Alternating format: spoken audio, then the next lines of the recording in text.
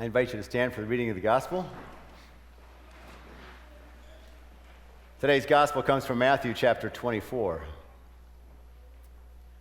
Jesus said to the disciples, "About that day and hour no one knows, neither the angels of heaven nor the Son, but only the Father. For as the days of Noah were, so will be the coming of the Son of Man.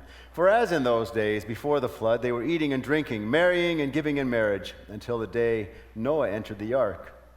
And they knew nothing until the flood came and swept them all away. So too will be the coming of the Son of Man. Then two will be in the field, one will be taken and one will be left. Two women will be grinding meal together, one will be taken and one will be left. Keep awake, therefore, for you do not know on what day your Lord is coming. But understand this, if the owner of the house had known in what part of the night the thief was coming, he would have stayed awake and would not have let his house be broken into. Therefore you also must be ready, for the Son of Man is coming at an unexpected hour." The Gospel of the Lord. Congregation may be seated. So some people don't like the first Sunday of Advent readings. Some pastors I know don't like these readings. Some people don't like to hear these readings. They don't like to have this day because it doesn't make sense, because Advent is all about waiting for Jesus to be born, right? Well, no, it's not. Advent is about waiting for Jesus to return. It's about being ready for Jesus' return. It's about that hope that we have that Jesus will come again. The problem is, some will take this text and they'll try and strike fear into your hearts. They will say, "You better be ready or else." And they'll try and scare people into being Christian. They'll try and scare people into having faith. They'll say, if you don't have faith, Jesus is going to come back and you're going to be lost. If you are like me at one point in your life, you may have read the Left Behind series here. Anybody read Left Behind series? Oh, there's more hands here. Yeah. I read that at a time when I thought that's what it was all about, that this was the Left Behind series. Someone's going to be left behind. If you don't have faith, you're going to be left behind when Jesus comes back, and you're going to suffer for 1,000 years of, it's just going to be awful. Well, I will tell you this, the Left Behind series is good fiction. It's exciting stuff to read, but don't buy into it as truth.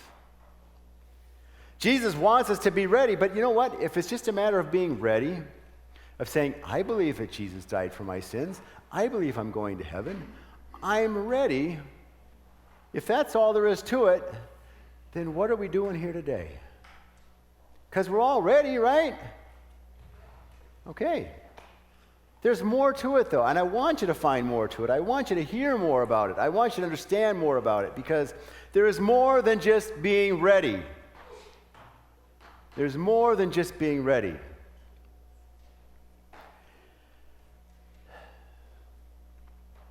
If we're ready, then we should live like it. See, what happens, though, is if you're like me and you were watching the Badger game, I only got to see about the first quarter of the game yesterday, and I saw a call I did not appreciate. I thought, that referee did not make that call. He must not like Wisconsin. And that's exactly how I said it, by the way. Thank you. No, I was very angry. I was stomping all over the place, and I decided that's the end of the game. I'm not going to watch it anymore. I'm ready. I can be angry with him. I'm ready. Or perhaps there's someone in your family, a good friend who used to be a good friend, who you don't want to see anymore. You don't want them in your house. They hurt you too badly. They're not welcome anymore. But I'm ready. I'm ready.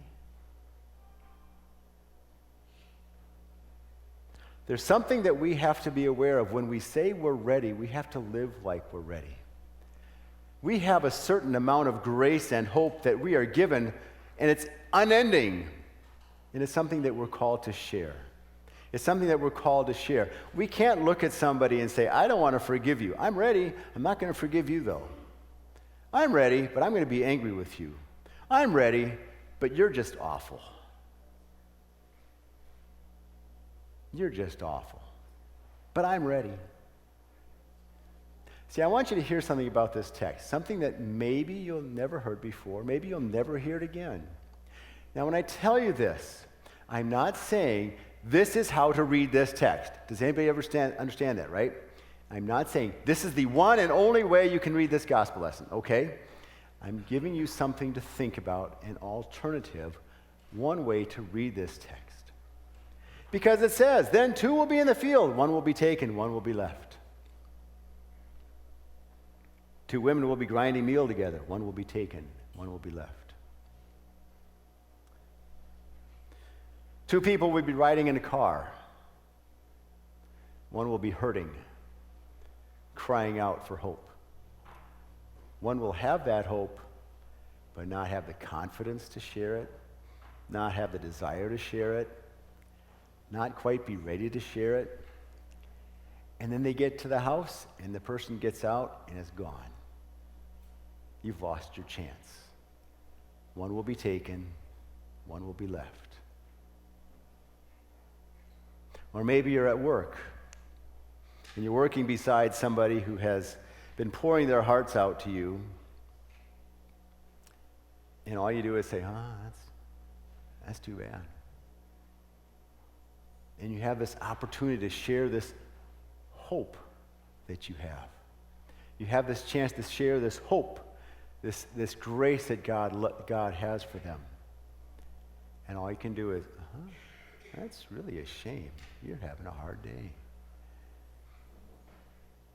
Then the shift ends. They go home. One will be taken. One will be left. Because you see, we are ready for the Lord's day to come, right? We're ready for Jesus to come back, right? We're ready? I'm ready for when Jesus comes back. But guess what? Jesus comes every day. Jesus comes every day in every person you meet, every relationship you have. Watch me. I'm walking past Jesus many times right now. You may have heard that before, that everybody you meet is Jesus. Jesus is in that person, and how you treat that person is how you treat Jesus. So be ready for when Jesus comes. Be ready for that day, for that time, for that moment when you meet somebody and you don't like them. And so it's just too easy to say, and walk on. Or you're mad at them. So it's really easy to just turn your back on them and walk away. Remember to be ready for when Jesus comes, because Jesus is standing right there. It may be their fault. They may have just wronged you in such a horrible way. But guess what? You can forgive them. You can love them. It may be your fault.